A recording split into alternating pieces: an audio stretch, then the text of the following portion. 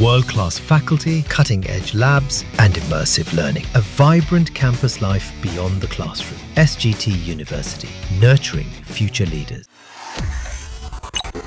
संविधान ने सरकार को इससे अलग रखा है, क्योंकि संविधान कह सकता था कि सरकार इम्पीचमेंट ला सकती है अगर उसके 100 मेंबर ऑफ पार्लियामेंट सरकार, बट ये सरकार इम्पीचमेंट थोड़ी ना लाएगी।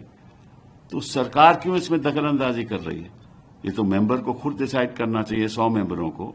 अब उनको तो बताया जाएगा, सरकार बता देगी उनको कि आप इसको साइन करो, तो वो साइन कर देंगे। लेकिन ये अख्तियार तो मेंबरों का है ना, मेंबर्स ऑफ पार्लियामेंट का है, चाहे वो लोकसभा के हों 100 या 50 राज्यसभा के हों। तो ये अपने आप में एक असंवैधानिक तरह की बात है कि वो सिग्नेचर कलेक्ट कर रहे हैं, मतलब कि वो एक रजिस्टर बना रहे हैं, ठीक है ना। उसमें वो ऊपर कुछ लिखेंगे, साइड पे बोलेंगे तब इस पे दस्तखत कर दो। तो मेंबर ऑफ पार्लियामेंट तो अपना माइंड अप्लाई नहीं कर रहा। यही तो होता है ना, अगर सरकार में लॉ की जानकारी ना हो, किसी को कोई माइंड अप्लाई ना करे, तो भेड़ चाल में ये सब होता रहता है। और ये गलत बात है, ये असंवैधानिक है और ऐसा नहीं होना चाहिए। ठीक है, पहली बात तो इनसे पूछो कि आपके पास एविडेंस क्या है,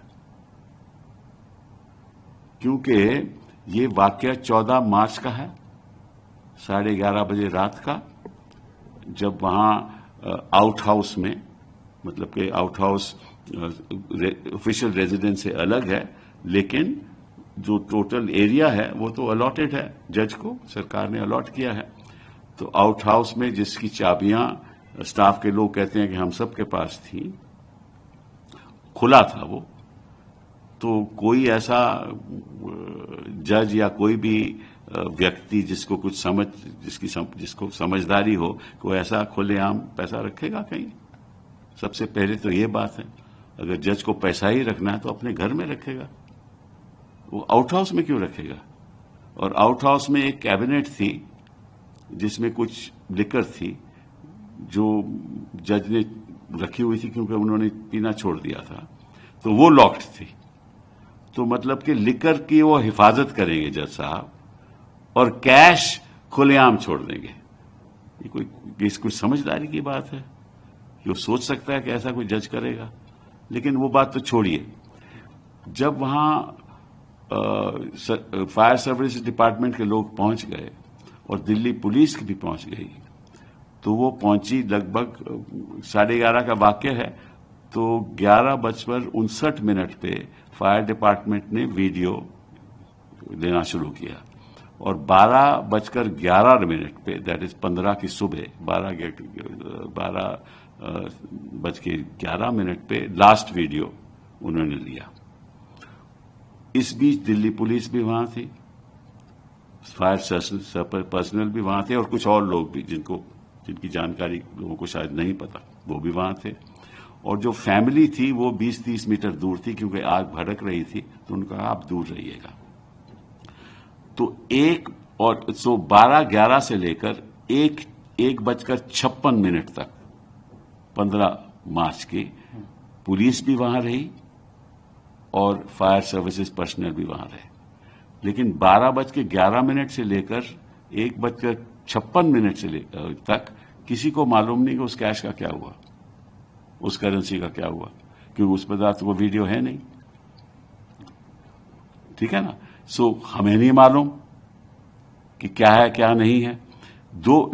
उसके बाद वो चले गए वहां से।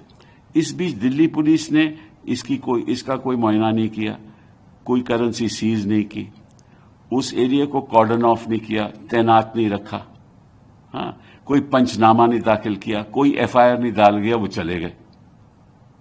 और किसी फैमिली मेंबर को इन्होंने नहीं बताया कि वहां करेंसी मिली है, ये भी नहीं बताया, तो उनको क्या मालूम।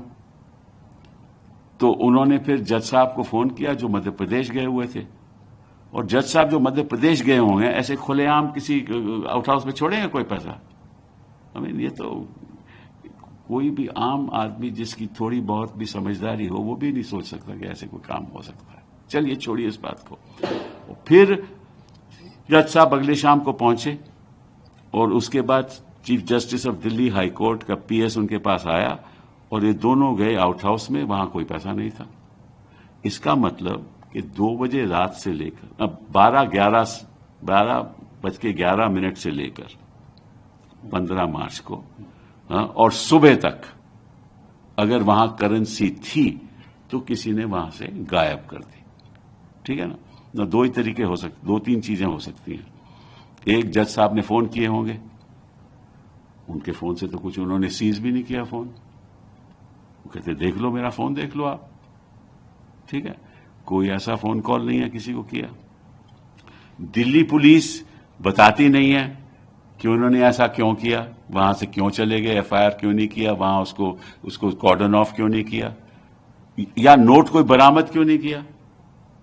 1-2 नोट बरामद हो जाते तो पता चल जाएगा किस बैंक से आए हैं, सीरियल नंबर से पता चल जाता है किस बैंक से आए हैं।